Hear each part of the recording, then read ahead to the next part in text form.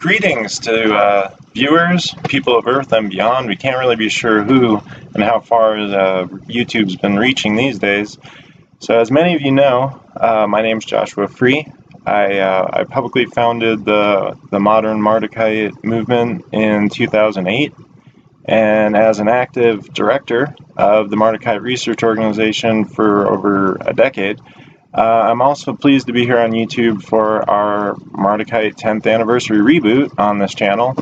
And we're wrapping up here in this episode 10 of our reintroduction of the groundwork laid by the active, esoteric, archaeological, and also practical contributions to my 10th Anniversary Collector's Edition hardcover of Necronomicon, the Anunnaki Bible. This book contains a complete rendering, a complete source book, if you will, of ancient tablets that serve as the basis for what we've deemed the cradle of civilization, the birthplace of societal and all related systems in human consciousness, or else modern human consciousness, at least. In addition to the scholarly and academic interests that develop concerning Mesopotamia, the ancient Near East, and in our case, the specifically Mardukite paradigm found in Babylon, preserving the legacy of Enki and Marduk and Nabu, is therefore appropriate at this juncture of our introduction, or reintroduction for some people, of Necronomicon, the Anunnaki Bible, that I highlight perhaps some of the higher, more lofty, mystical or otherwise practical approaches to the revival, rekindling, or resurrection of these methods.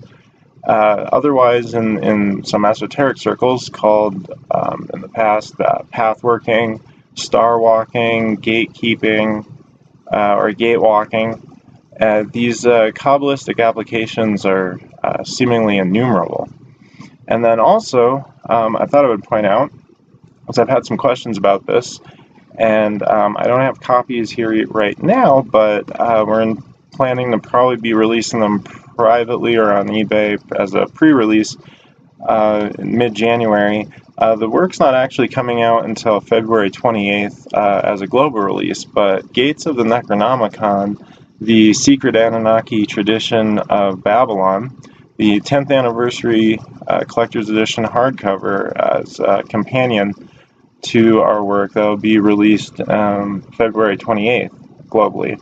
And this hardcover is comparable to the same caliber of work and whatnot, progressing from our Anunnaki Bible.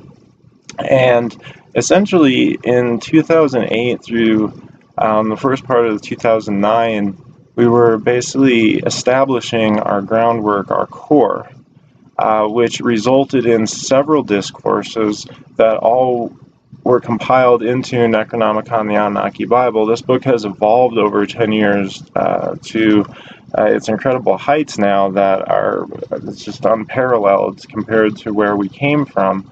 And then what the material within Gates of the Necronomicon, the secret Anunnaki tradition of Babylon, this book is actually composed of 4 discourses, or 4 books that were each released separately during the second active year of the Mardukite Chamberlain. So as we come full circle with our 10th anniversary, we're reissuing and reinvigorating, and then in addition reintroducing to you here on YouTube this incredible underground work.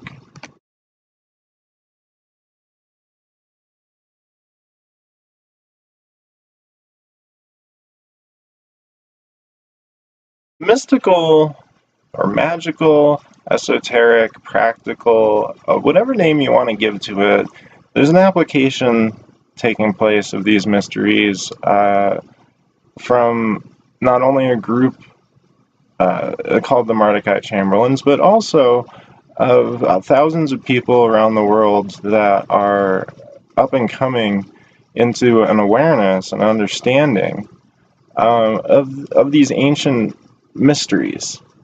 And they remain even esoteric and very inaccessible, even in quote-unquote New Age paradigms, New Age revivals, the metaphysical New Age that's taking place started in the late 1800s, seemed to grow acceleratively in the late 1900s, and then, of course, today.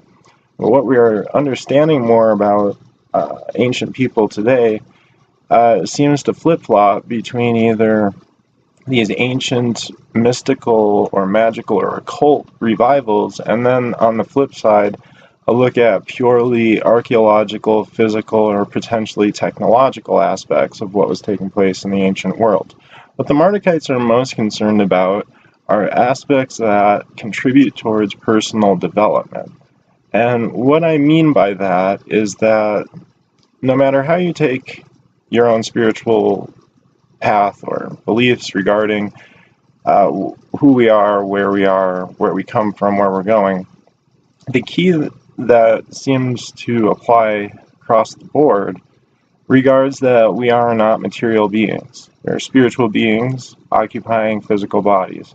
And to this, it makes sense that our spirit, or whatever it is that is within us, whatever name we want to call that, some people use the term soul, which seems to have certain religious aspects, but it would seem that the mystical and metaphysical and spiritual work that contributes towards the accelerated spiritual evolution, spiritual growth, and then the further spiritual existence of the self beyond this life is what is the most important. Now, we give a lot of this away, we give a lot of the rights to it, a lot of the responsibility of it, and a lot of the potential that comes with that, with its growth, by rather reserving ourselves to giving it forth to technological ideals. Certain things that we accumulate onto ourselves, whether it be materially or even certain personality traits, things that we are acquiring as another layer to operate in this world, which is not true. It is not operating from ourself. So what the Mardukites have focused on is the ancient practices, the ancient mysticism, the ancient spirituality, not in a way where people are so blindly thinking that this is like some kind of fantasy, this is some kind of like Dungeons and Dragons or something like that. Even to the extent that it is not necessarily one-to-one with a lot of the New Age and neo-pagan ideals out there as well, which each are observing pantheism in their own way, their own take on that. So what we deal with, specifically with the Necronomicon, the Anunnaki Bible, and the Mesopotamian arm of the Mardukite paradigm, because most of our work actually has universal applications, and we deal with a lot more in other areas. But when specifically going back to the source, the oldest writings, the oldest traditions that spawns future ones, what we are taking from it are elements that specifically are contributing towards our further higher development, higher growth. And these are not about technologies, at least not physical technologies. If anything, they are spiritual technologies.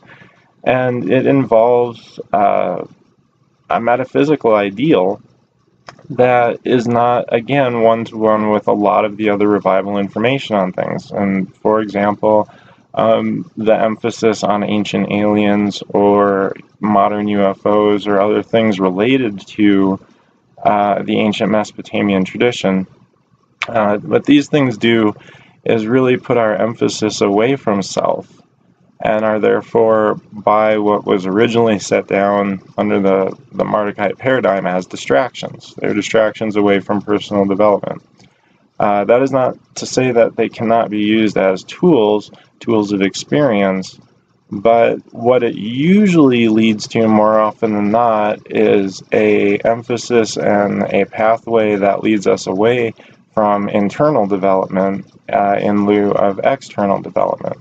And what all the spiritual and traditional paths and so forth at least do have in common is that these are things that we're not taking with us. Even in the ancient times where things were buried with people and were believed to assist people in the afterlife, there was still a emphasis on the preparation of the self, the ethereal body, other aspects to balance that. It wasn't a replacement for the actual spiritual and personal ascension in and of itself. So technology should be a tool and not an emphasis. And this is something that does separate looking at esoteric archaeology and the Necronomicon, the Anunnaki Bible, other Mardukite work on an esoteric practical level. One is really composed mostly of academic and archaeological discoveries, writings, tablets, certain locations that carry certain energies with them. These things are going to be interacted with individually as a person is either prone to experiencing based on their own patterns, how they are, or what their background is intellectually in terms of its applications. So in the modern Mardukite revival, what we have found is that the practical means of attracting and working with these ancient energies and the currents is really based on an interpretation that a person is going to be filtering. And on a ritualistic, ceremonial, or more occult level, some people really do adhere to that. Some people, that's their methodology of really integrating this type of information into consciousness and making it a part of their lives. But this isn't necessarily necessary. It's simply one aspect of it. The more that a person's attention and energies and focus, concentration, and so forth is being put actively out of interest into the awareness of what they're doing in their path, that's what separates a lot of the energy and the fanaticism of these underground and alternative traditions versus those that people are either just have thrust upon them or participate in out of old habit, is that people are actively involved in their own ascension, their own enlightenment. And this is, again, something that is putting the power and the responsibility and then also the potential rewards into the hands of the individual. And this is something that no other system or tradition usually puts forth. Most secular organized systems really are out to preserve and maintain the system, maintain the organization, the integrity of either the buildings, the people involved, and so on and so forth. And while this is in one way required, I mean, we can go back to ancient Babylon and look at the temple districts and the way that these properties and these organizations functioned and developed and maintained themselves. But there's a balance. It really always comes back to balance.